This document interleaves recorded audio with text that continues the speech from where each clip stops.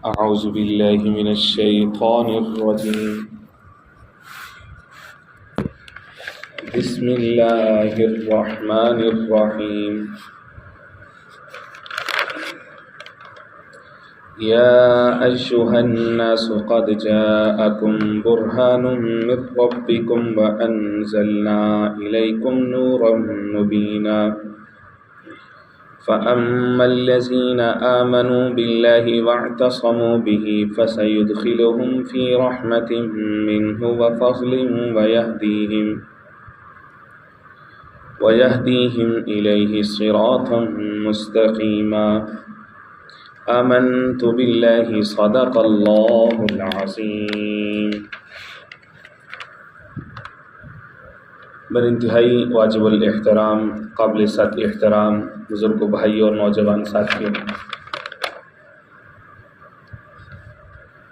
آج کے درس میں قرآن مجید کتاب حکمت کی سورہ نمبر 4 سورۃ النساء کی 2 آیات مبارکہ، آیہ نمبر 174 اور 175 یہ شامل ہے۔ یہ سورۃ النساء تقریباً اپنے اختتام کی جانب بڑھ رہی ہے اور فقط ایک آیہ مبارکہ آیہ نمبر 176 وہ باقی ہے، جو کہ کل بشرط صحت و زندگی اپنی تفسیر اور خلاصے کے ساتھ آپ کے سامنے پیش کی جائے گی۔ یہ جو آج کے درس میں شامل 2 آیات مبارکہ ہیں، آیہ نمبر 174 اور 175، یوں سمجھ لیجئے کہ گزشتہ تقریباً کوئی 2 رکوع سے یا کچھ اس سے زیادہ سے یہود و نصارہ اہل کتاب کے عقائد باطلہ کے اوپر جو رد کیا گیا،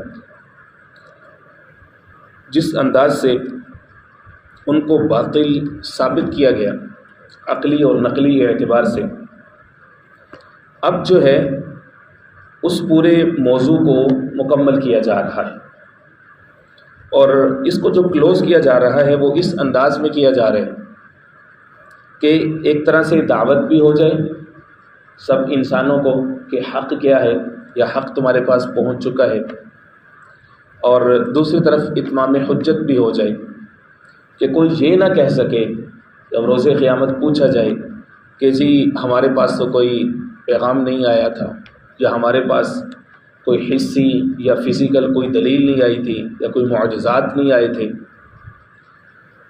تو اس انداز سے اس پوری بحث کو اب مکمل کیا جا رہا ہے۔ خطاب کا انداز یہ ہے، یا ایھا الناس، اے لوگو، قد جاءکم برہان من ربکم، یقیناً تمہارے پاس تمہارے رب کی طرف سے برہان آ چکا ہے، واضح دلیل آ چکی ہے۔ ابھی اس کے معنی کے اوپر میں مزید بات کروں گا بعد میں۔ تمہارے رب کی طرف سے تمہاری طرف برہان آ چکا ہے۔ وَأَنزَلْنَا إِلَيْكُمْ نُورًا مُبِينًا، اور ہم نے اتار دیا ہے تمہاری طرف اب واضح نور، واضح روشنی، سامان ہدایت ہم نے تمہاری طرف بھیج دیا ہے یا اتار دی ہے۔ اب آگے فرمایا کہ اب جو لوگ ایمان لے کر کے آئیں گے تو جو قرآن مجید کا اسلوب ہے کہ ان کو اللہ کی طرف سے رحمت بھی ہے، فضل بھی ہے، اور وہ لوگ صراط مستقیم پر بھی ہیں۔ ایک تو یا ایھا الناس سے خطاب کیا گیا کہ اے لوگو، یا ایھا الذین آمنوا سے خطاب نہیں۔ اس کی وجہ یہ ہے کہ یا ایھا الذین آمنوا سے خطاب وہاں پر ہوتا ہے کہ جب ودن دا اسلام یا مذہب اسلام کے اندر کے جو اعمال ہیں ان کی ترغیب دی جا رہی ہے، مثلا نماز قائم کرو، زکوٰۃ دو، جہاد کے لیے نکلو، اللہ کے راستے میں مال کو خرچ کرو، تو ظاہر ہے کہ اس طرح کا خطاب انہیں کو ہوگا کہ جو پہلے لیول پہ آ چکے ہیں کہ اب انہوں نے اللہ اور اس کے رسول کے ساتھ ایک عہد کر لیا ہے یا معاہدے میں بند گئے ہیں، اس طرح کے احکامات انہیں کے لیے آئے ہیں۔ چونکہ اب فنڈامنٹلز کا بیان ہے، انسانی ضرورت کا بیان ہے، تو اس لیے یا ایھا الناس سے خطاب کیا گیا، اے لوگوں۔ اور بھی حکمتیں ہو سکتی، قد جاءکم برہان من ربکم، کہ تمہارے رب کی طرف سے تمہارے پاس 2 چیزیں آئی ہیں، ایک برہان اور ایک نور۔ برہان سے مراد جو جمہور مفسرین اکرام رحمہم اللہ ہیں، اور خاص طور پر سیدنا عبداللہ بن عباس رضی اللہ تعالیٰ عنہ جو صحابہ میں سے تفسیر کا علم سب سے زیادہ رکھتے ہیں، اسی طرح سے دیگر مفسرین کرام رحمہ اللہ جتنے بھی پرومیننٹ مفسرین ہیں، علامہ ابن کثیر ہیں، علامہ مظہری ہیں، علامہ قرطبی ہیں، جمہور کے اندر اکثر و بیشتر سارے آ جاتے ہیں، انہوں نے کہا کہ برہان ہوا محمد صلی اللہ علیہ وسلم۔ برہان سے مراد آقا کریم سید المرسلین حضور پاک علیہ الصلوۃ والسلام کی ذات عالیہ ہے، کہ حضور پاک علیہ الصلوۃ والسلام کا وجود، آقا کریم علیہ الصلوۃ والسلام کی بعثت، یہ اپنی ذات میں اتنی واضح دلیل ہے کہ جس کو تم ٹھکرا نہیں سکتے۔ برہان کہتے کس کو ہے؟ جو لفظ برہان ہے یہ مصدر ہے اور اس کا مادہ ہے برہ، البرہ، با وا اور ہا گول بھائی، جس کا مطلب ہوتا ہے کہ اس چیز کو روشن کرنا یا سفید کرنا۔ تو برہان سے مراد ہر ایسی دلیل ہوگی جو کہ محکم ہو، مضبوط ہو، پختہ ہو، روز روشن کی طرح عیاں ہو۔ کوئی دلیل ہو سکتی ہے، کوئی نظریہ ہو سکتا ہے، کوئی اصول ہو سکتا ہے، کوئی عقیدہ ہو سکتا ہے، ایسا واضح، ایسی روشن جو اظہر من الشمس ہو، سورج سے زیادہ روشن ہو، کوئی بھی عقل سلیم اس کو جھٹلا نہ سکے، حصی اعتبار سے، معنوی اعتبار سے، لفظی اعتبار سے، ہر اعتبار سے وہ ایسی کامل ہو کہ اس کے اوپر عقل سلیم اور ایک صاف ستھری طبیعت کا مالک شخص اس کے اوپر کسی بھی اعتبار سے سائنٹیفکلی بھی اس کے اوپر اعتراض نہ کر سکتا ہوں۔ جب یہ ساری چیزیں جو میں نے آپ کے سامنے عرض کی کہ عقلی اعتبار سے، نظری اعتبار سے، سائنسی اعتبار سے، حصی معنوی اعتبار سے دلیل اس کے خلاف لانا ممکن نہ ہو، تو اس کا مطلب یہ ہے کہ محض جو شخص اب اس کا انکار کرے گا وہ کسی ضد کی وجہ سے، عناد کی وجہ سے، بغض اور کینہ کی وجہ سے، یا نسلی تفاخر کی وجہ سے، جیسا کہ یہود کیا کرتے تھے، محض اس وجہ سے کوئی شخص اس کے خلاف کرے تو کرے، ورنہ عقل سلیم کے لیے ممکن نہیں ہے اس کے مقابلے میں دلیل لا کر کے کھڑی کرنا۔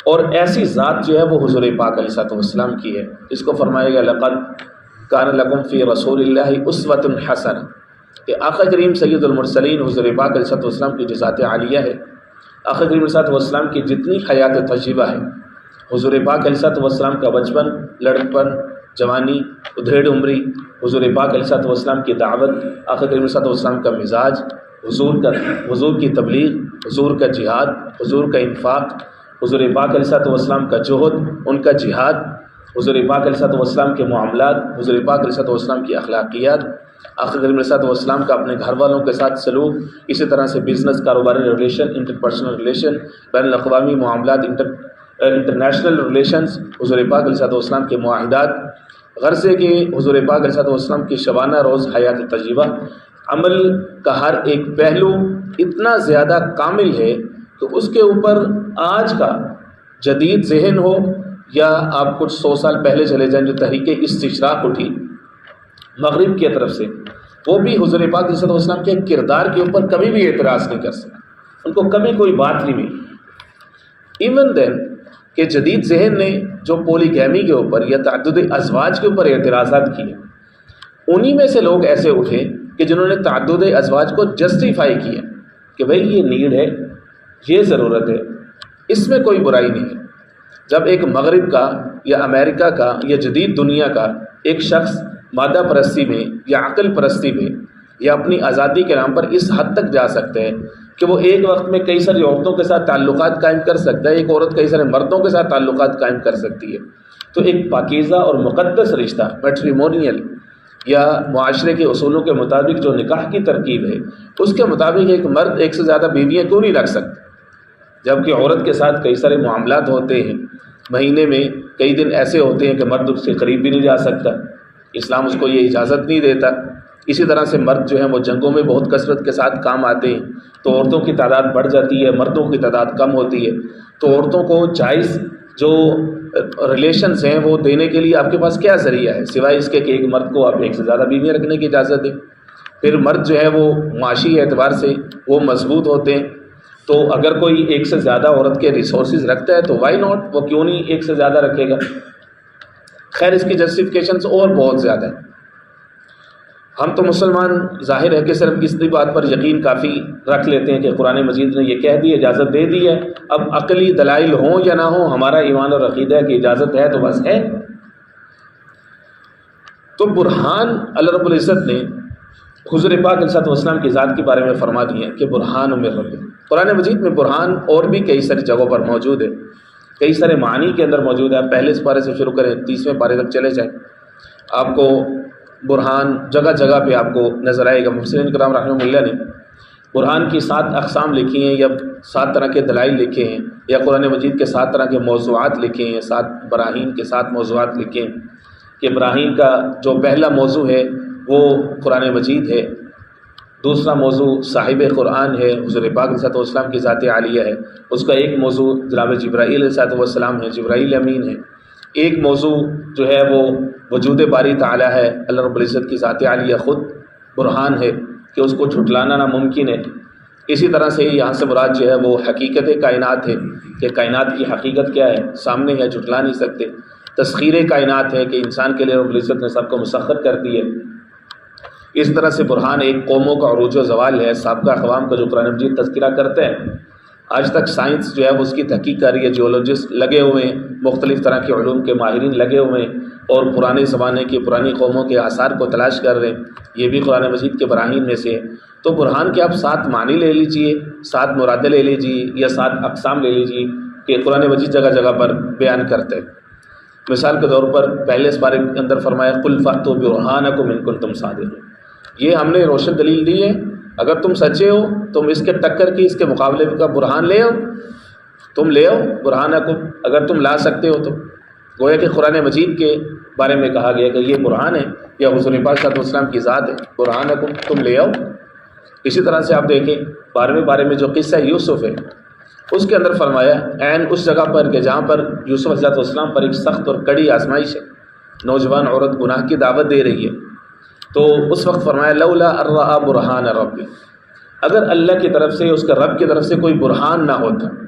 اب برہان کیا تھی، اللہ رب العزت نے ان کو کیا چیز دکھائی، مفسرین کرام رحمہ اللہ نے اس کے اوپر مختلف اقوال نقل فرمائے ہیں کہ جناب یعقوب علیہ السلام کو ان کی آنکھوں کے سامنے کر دیا کہ وہ اس وقت بیٹا کڑے امتحان میں ہے، تو وہ اپنے انگشت بدندہ تھے، اپنی انگلی کو، شہادت کی انگلی کو اپنے دانتوں میں دبا رہے تھے۔ جب باپ کی شکل سامنے نظر آئی تو ان کے لیے آسان ہو گیا وہاں سے بھاگنا، اور ایٹ دا اسپاٹ جو ہے ان کا جو امتحان تھا کہ وہ اتنے بڑی آزمائش میں پڑھنے والے تھے، رب العزت ان کو محفوظ رکھا۔ یا اس طرح سے اور کئی ساری تفسیریں ہیں۔ تو برہان سے مراد ایسی حصی اور دلیل ہے جو کہ کامل ہو، جو امپیکٹفل ہو، افیکٹو ہو، انسانی طبیعت کے اوپر وہ اپنا اثر چھوڑے۔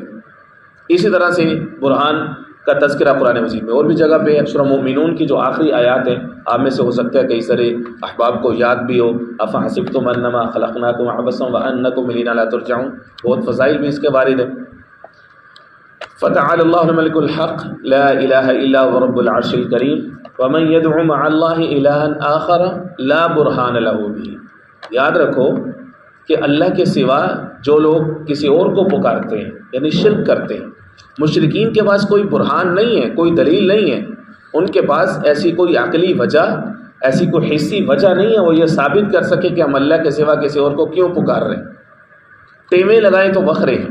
قلب سلیم کو یہ بات سوٹ نہیں کرتی کہ وہ اللہ کے ساتھ کسی کو شریک ٹھہرا جائے۔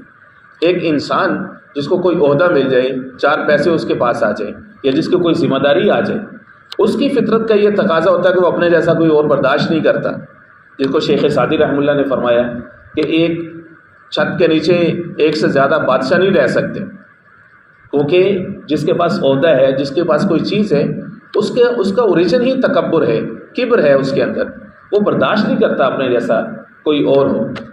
تو اللہ کی ذات جو کہ مالک الملک ہے، ذوالجلال والاکرام ہے، جبار ہے، قہار ہے، منتقم ہے، غنی ہے، مغنی ہے، قادر ہے، مقتدر ہے، تو اس کے ساتھ کسی اور کو شریک، لم یلد ولم یولد ہے، ولم یکن لہ کفوا احد ہے، فرمایا لا برہان لہ، ان کے پاس کوئی برہان نہیں ہے، اس بات دلیل نہیں ہے ان کے پاس۔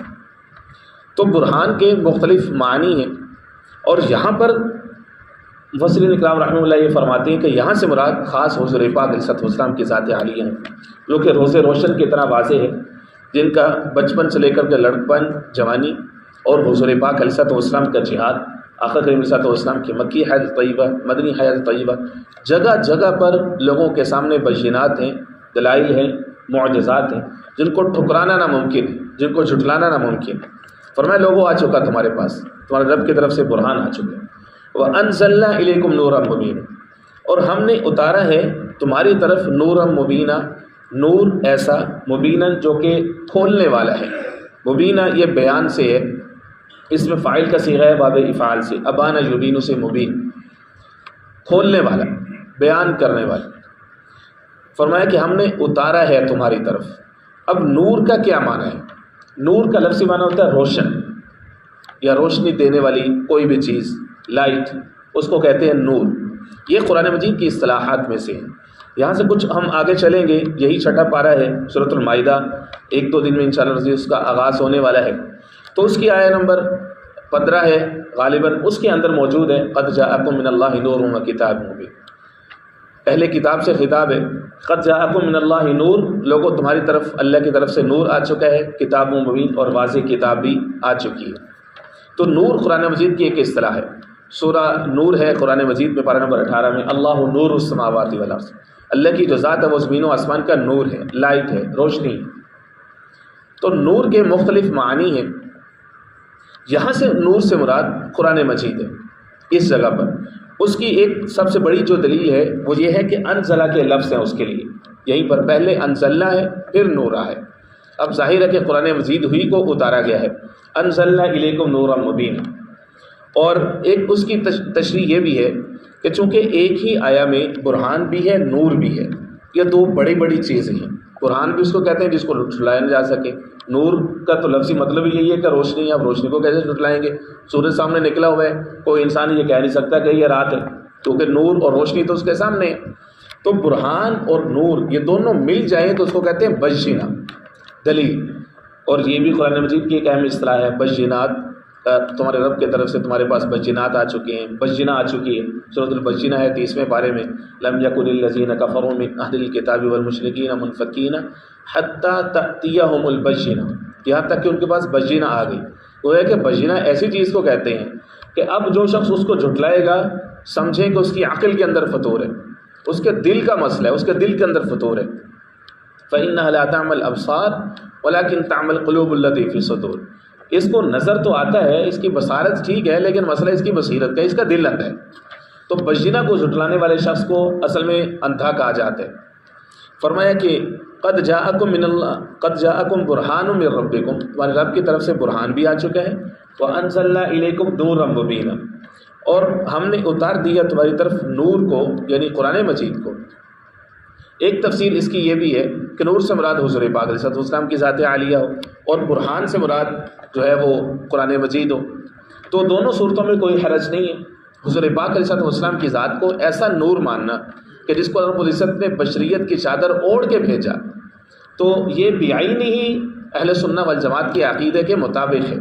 کیونکہ ایسا نور ماننا کہ جس طرح کا نور فرشتے ہیں، تو وہ تو عقلی اعتبار سے ہی ٹھیک نہیں ہے. کیونکہ حضور پاک علیہ السلام کی ذات رول ماڈل ہے. رول ماڈل کن کے لیے ہے؟ ہم انسانوں کے لیے ہے جو کہ گوشت پوست مٹی خون سے بنے ہوئے ہیں، جن کے تقاضے یہ ہیں کہ انہوں نے بیویوں کو بھی رکھنا ہے، انہوں نے اللہ کو بھی رکھنا ہے، انہوں نے دنیا کے معاملات بھی چلانے ہیں، انہوں نے دینی احکام بھی پورے کرنے ہیں. تو حضور پاک علیہ السلام کی ذات جب ان سب کے لیے کامل اسوہ بنے گی تو ظاہر ہے کہ وہ نور کی ایسی تفسیر ہوگی کہ جس کے اوپر بشریت کی چادر کا ہونا ضروری ہے. اگر ان کے ساتھ بشری تقاضوں کو منافی نور کی تشریح کریں گے تو ہم جسٹیفائی نہیں کر سکتے کہ وہ اسوہ حسنہ ہے. وہ یہ کہ تب آپ تعریف نہیں کر رہے، آپ تو مزید مشکل میں ڈال رہے ہیں کہ آپ چاہتے کیا ہیں حضور پاک صلی اللہ علیہ وسلم کی ذات عالیہ کے بارے میں. تو نور ہے، روشنی ہے، پوری انسانیت کے لیے نور کا سامان ہے، ہدایت کا سامان ہے. تو گویا کہ ہم یوں بھی کہہ سکتے ہیں جیسے خطبہ حضرات کا جملہ ہوتا ہے کہ ہمارے پاس صرف ایک قرآن نہیں ہے بلکہ ہمارے پاس دو قرآن ہیں. ایک قرآن ہے لفظ کی صورت میں، یہ ہمارے سامنے ہر مسلمان اس کو پڑھتا ہے. ایک لفظی قرآن ہے، ایک معنوی قرآن ہے. لفظی قرآن یہ قرآن ہے جو ہمارے سامنے ہے، اور معنوی قرآن حضور پاک علیہ السلام کی ذات عالیہ ہے جو کہ سرتبہ قرآن مجید کی تشریح اور تفسیر اور تعبیر ہے. یہ قرآن مجید لفظ ہے، وہ قرآن مجید معنی ہے. یہ قرآن مجید احکام کا مجموعہ ہے، وہ قرآن مجید صورت کا مجموعہ ہے. یہ قرآن مجید انذار ہے، وہ قرآن مجید تبشیر ہے. یہ قرآن مجید لفظ ہے، وہ قرآن مجید معنی ہے. یہ قرآن مجید الفاظ ہیں، وہ قرآن مجید اس کی تفسیر ہے. یہ قرآن مجید جو ہے وہ دو گتوں میں ہے، وہ قرآن مجید دو سچوں کے اندر موجود ہے. تو دونوں کے دونوں ہمارے سامنے. برہان بھی ہے، نور بھی ہے۔ اللہ فرماتے ہیں یہ واضح طور پر تمہارے سامنے ہم نے کر دیے۔